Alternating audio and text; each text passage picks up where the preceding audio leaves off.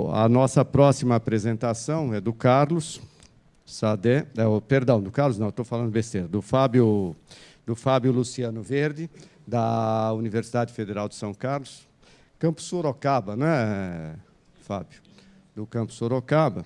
Isso aqui dá a impressão de que o Toró estava dizendo que quem que é a NHK, né, está com o monopólio das câmaras de 8K. Daqui a pouco a Federal de São Carlos vai ficar com o monopólio de OpenFlow aqui, né? Só dá o pessoal da Federal de São Carlos falando de OpenFlow. Então, o Fábio vai falar de Home Network Management e esse OpenFlow. Então, bem-vindo, Fábio. Valeu, Lopes. Valeu pela apresentação. Eu vou apresentar um pouquinho para vocês do que a gente está especulando lá em Sorocaba. E, na verdade, sai um pouco fora aí do que a gente vem discutindo, de grandes data centers, que também eu tenho interesse, mas eu comecei a especular um pouquinho o uso de OpenFlow dentro de redes domésticas, com um aluno de iniciação científica, o Renan. E, bom, a gente é um trabalho em andamento, é um trabalho que a gente já tem alguns resultados, e é aquela frase que o Manuel falou, é o risco de talvez dar certo, mas é uma brincadeira que está sendo bem legal. Tem trabalhos parecidos, né, similares por aí, do Nick Finster, que também está especulando um pouquinho o uso de OpenFlow dentro de uma rede doméstica, e é uma salada toda. E eu estou tentando especular também um pouquinho de Content-Centric Network dentro da casa ou entre casas. E vou mostrar um pouquinho para vocês sobre tudo isso, essa especulação toda aí. Então, vou falar um pouquinho sobre por que usar e já vou ir direto para a nossa solução, a nossa solução em andamento, né? Para vocês entenderem o que eu estou fazendo. A gente sabe que as redes domésticas hoje elas são consideradas redes bastante complexas, né? São mini internets, né? Você tem uma variedade de equipamentos muito grande dentro delas, né? Set-top box, smartphones, laptops, PCs, gaming, né? Consoles de gaming. Então, ela está se tornando uma rede bastante complexa, né? Bastante interessante de se estudar, né? O projeto do Nick Finster, né, que o projeto dele chama-se Bismarck, eles estão preocupados em monitorar, na verdade, tudo que está acontecendo dentro da rede doméstica usando SDN/OpenFlow, né? Eles querem monitorar e tal. E OpenFlow, a gente ganha muita coisa de lambuja, né? Ele já tem aí uma estrutura bastante formatada, então a gente consegue utilizar. Desenvolve aplicações em cima e a gente pode criar cenários interessantes. Então, essa é a figura que eu estou assim, especulando, né? A gente pode colocar um monte de coisa aqui ainda, internet das coisas, e sensores, e etc. O que a gente está entendendo que o OpenFlow pode ajudar? O OpenFlow pode ajudar no sentido do que ele já ajuda na internet tradicional, nas redes, nas LANs tradicionais, enfim. Ele continua ajudando aqui dentro, né? A gente consegue monitorar várias coisas, né? O acesso, eu consigo filtrar acesso por MAC, eu consigo falar para criar regras para minha filha ou para o meu filho não acessarem a internet depois das 10 da noite, porque eles deviam estar estudando, tá certo? Eles estão muito tempo brincando no smartphone, acessando um site que eu não gosto. Enfim, eu posso fazer um monte de coisa, imaginar várias coisas aqui, né, bastando aí criar aplicações em cima do SDN, né, do OpenFlow, né?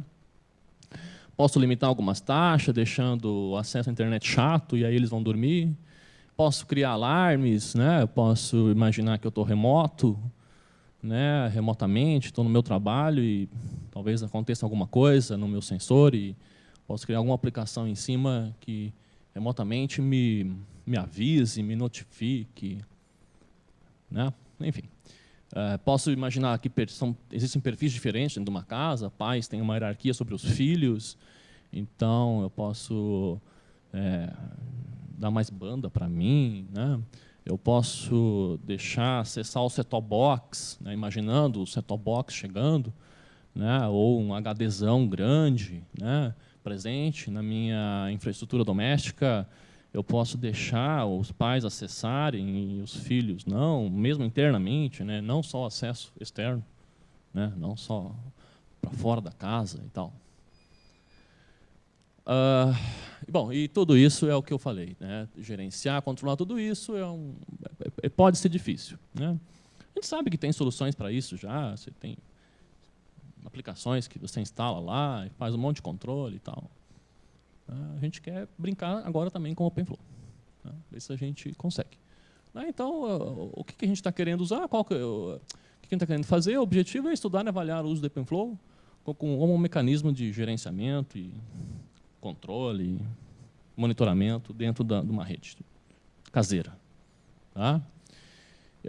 Replicando situações cotidianas e um ponto importante que a gente quer atacar são políticas de alto nível, né? Que eu vou acabar falando nos próximos slides, né? A gente quer tentar usar algumas linguagens SDN que já existem, mas elas ainda são um pouco difíceis para um usuário doméstico usar. Então, talvez a gente quer criar um outro nível acima dessa linguagem. Eu vou falar mais para frente. Tá? Então, bom, a gente quer estudar o OpenFlow dentro de uma rede doméstica. Vamos começar. A gente precisava colocar o OpenFlow em algum hardware dentro da casa. Então, a gente inicialmente pensou, bom, acho que o ponto de acesso Wi-Fi, né, hoje é muito comum. Então, vou colocar um OpenFlow dentro do meu hotspot e já aplicar filtros aí, né? Já na primeira conexão, não deixo sair daí. Eu posso já filtrar as coisas no próprio ponto Wi-Fi aí da casa. A gente adotou um hardware MikroTik. Não sei se vocês conhecem, é um roteadorzinho bastante barato, em torno de 800 a R$1.000, que implementa toda a pilha de protocolos, inclusive BGP, MPLS. A única deficiência dele é a questão de hardware, né? Ele não tem uma capacidade de encaminhamento grande, mas ele implementa os protocolos tradicionais de roteamento, ou SPF. É vendido no Brasil, tem uma empresa que está vendendo muito para provedores pequenos, né? Muitos provedores pequenos usam esse tipo de hardware para dar acesso local. Bom, então a gente colocou o OpenFlow aí dentro, né? Colocar o OpenFlow aí foi simples, não teve nenhuma dificuldade. A gente pegou o Linux OpenWRT, que é um Linux um vanilla, né, um Linux super enxuto para sistemas embarcados, e aí a gente compilou ele, né, pegou fonte, compilou ele para a plataforma MikroTik que a gente tem lá. A gente tem um MikroTik 433AH que tem 3 portas RJ45, né, 10/100 e uma anteninha Wi-Fi. E tem vários outros modelos, tal. E, bom, compilamos esse OpenWRT para essa arquitetura, né? E, depois disso, jogamos o OpenFlow dentro dele, né?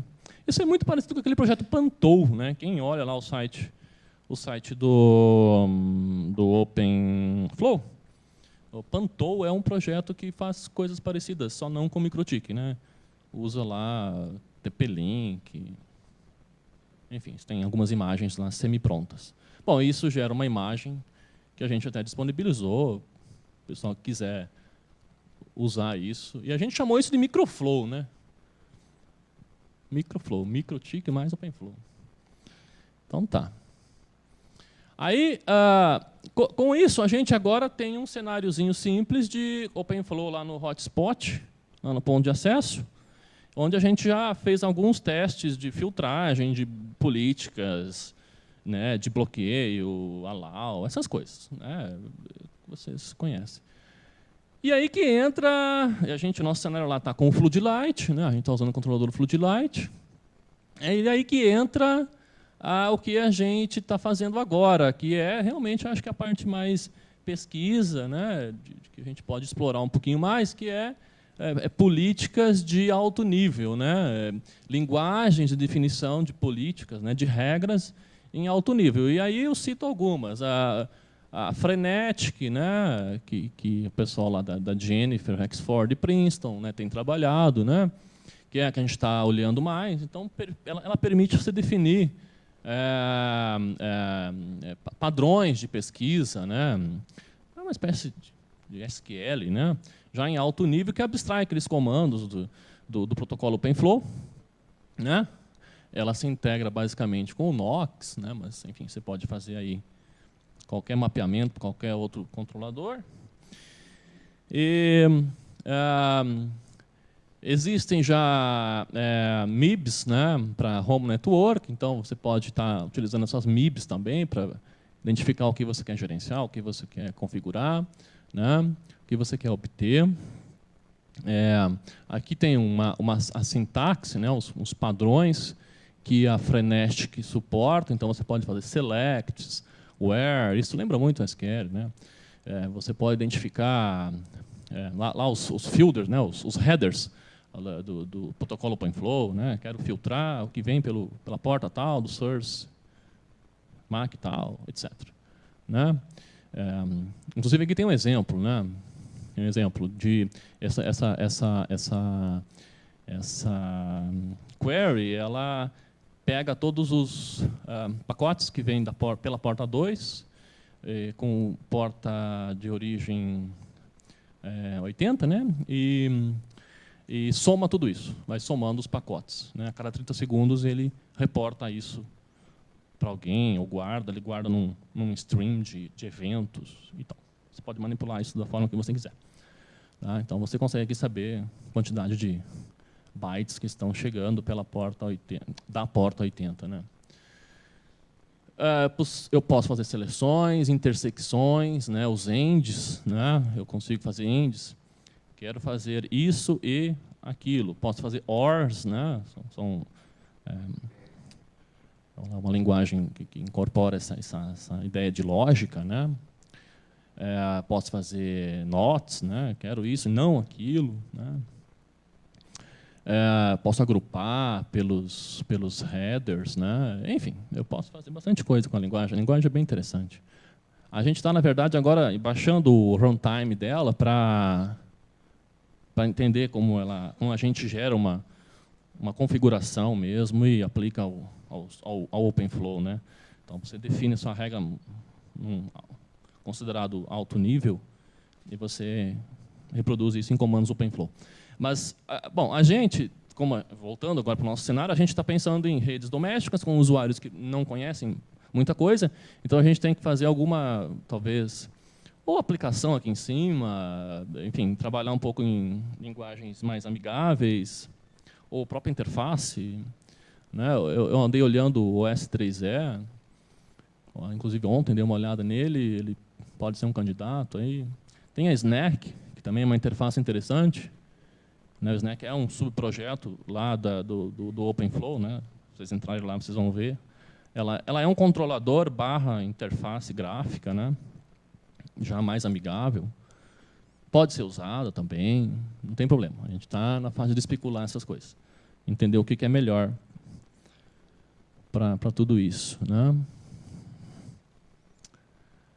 O projeto Bismarck, eu coloquei um slide sobre ele, ele está fazendo uma coisa que é muito parecida. Né? Eles usam o Knoxbox. Né? O Knoxbox é uma caixinha, né? Que tem o Knox, tem o OpenFlow e tem um kernelzinho do Linux lá dentro, é usado assim para você experimentar coisas. Né? E eles usam pontos de acesso sem fio, bem parrudões. Né? Aqui eles falam Wi-Fi a 600 megabits, né? Pelo menos a especificação fala isso. E do lado cabeado eles falam a gigabit. Então o projeto Bismarck, que é o projeto que também está estudando isso e mais voltado para o lado de performance, eles estão usando esses equipamentos aí para brincar. Também um pouco de especulação que a gente quer fazer. Na verdade, o Renan é um aluno de iniciação científica que eu estou querendo que ele fique para o mestrado, né? mas ele é daqueles alunos que, às vezes, quer fugir da gente. Mas eu queria especular um pouco, né, Content-Centric Network e OpenFlow, né, fazer roteamento por proximidade entre casas, com base no nome, né, com base no hash do nome, e trazer o conteúdo que está mais próximo de mim. Eu quero ver como o OpenFlow consegue me ajudar. Tá? Eu consigo rotear nisso, consigo inserir isso lá embaixo, no switch.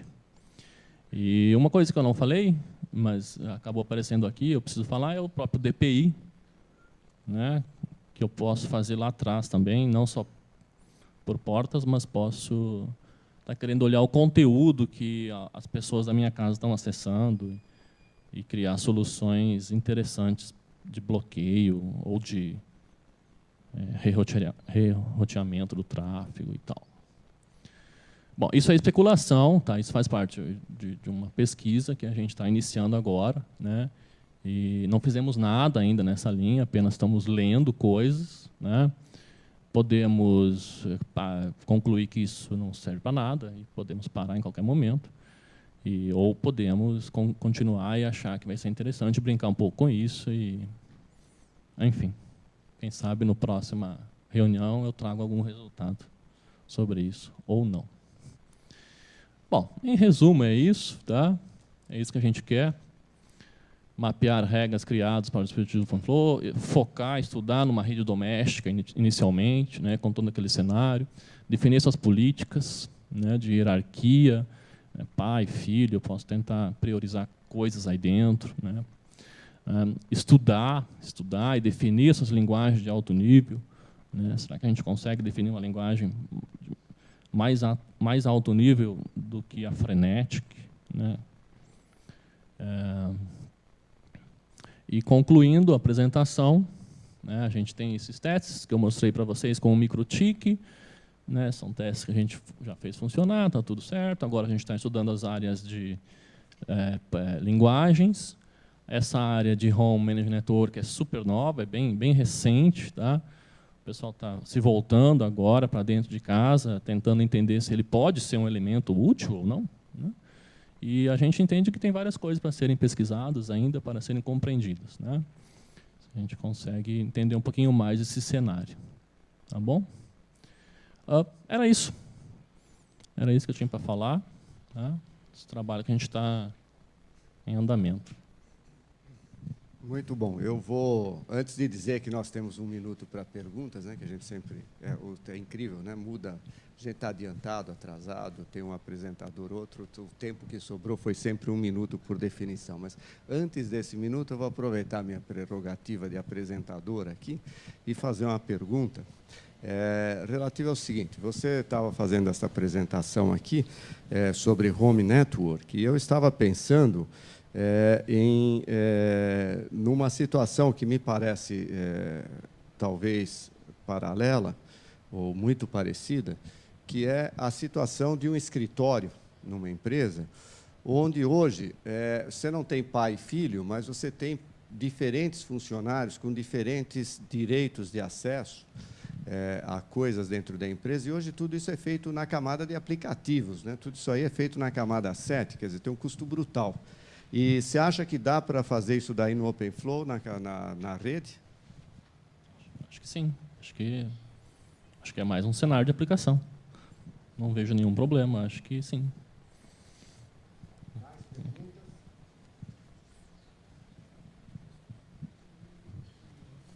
Ótimo.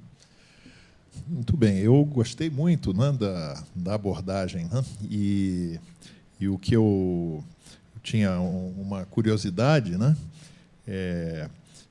Eu tenho a impressão de que o grande transformador, né, da nossa sociedade agora tem sido a comunicação móvel, né?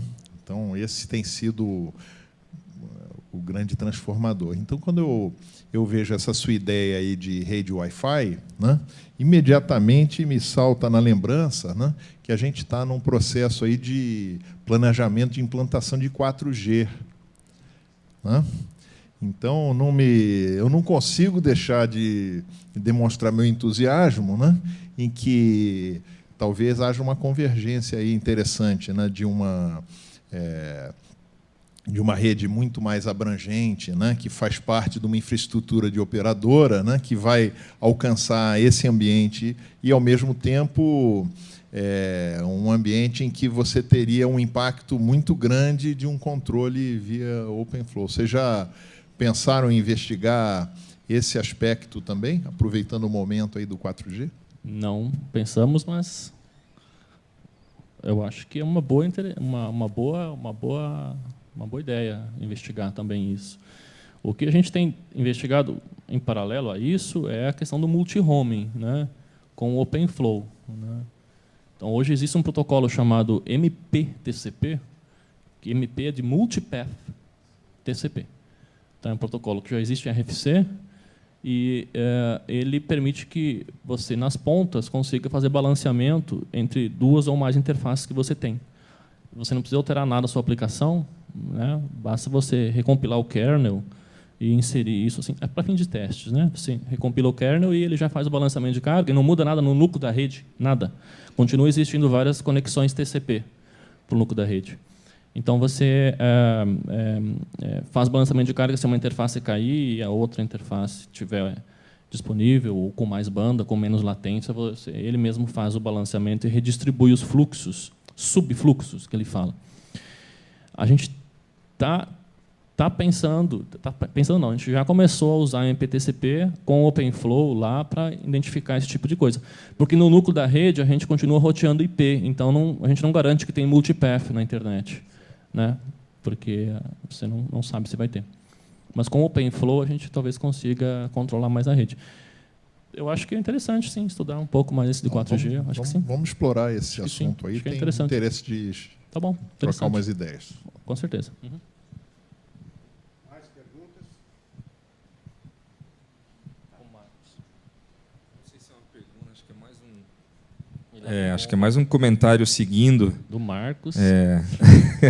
Não, uma das coisas que a gente que trabalha com isso sabe é que a operadora hoje ela ganha mais dinheiro com telefonia fixa do que a móvel, só que ela gasta muito mais dinheiro com a móvel do que a fixa. E ela vai ter que botar 4G, ela está desesperada porque não tem receita malemada 3G, quanto mais a 4G. Então, uma das coisas que eles estão olhando muito é o offload da rede celular no Wi-Fi. Sim. Tá, então, inclusive, principalmente dentro das casas e pequenos escritórios onde o cara tem o acesso fácil. E aí tem toda uma questão de gestão, de configuração, de segurança, de mobilidade, e que vão ser muito interessantes. A gente que trabalha com OpenFlow vive sobre esse questionamento. Qual que é o killer application do OpenFlow? Ninguém sabe ainda no mundo. A gente crê que algumas coisas a gente consiga fazer com o OpenFlow de forma mais fácil ou mais barata, mas que também conseguiria fazer com as outras. Agora, tem algumas coisas que parece que o OpenFlow acaba se destacando ainda mais, que é a possibilidade de você trabalhar com fluxos individuais, onde um fluxo é muito mais do que 2 ou 4 campos do cabeçalho. Então, realmente a gente está tateando ainda esse mundo, tentando descobrir aplicações, as killer applications da vida, mas tem alguns lugares que apontam bem. E eu acho que o acesso é uma das áreas em que vai fazer a diferença. Muito bom. Então, muito obrigado, Fábio.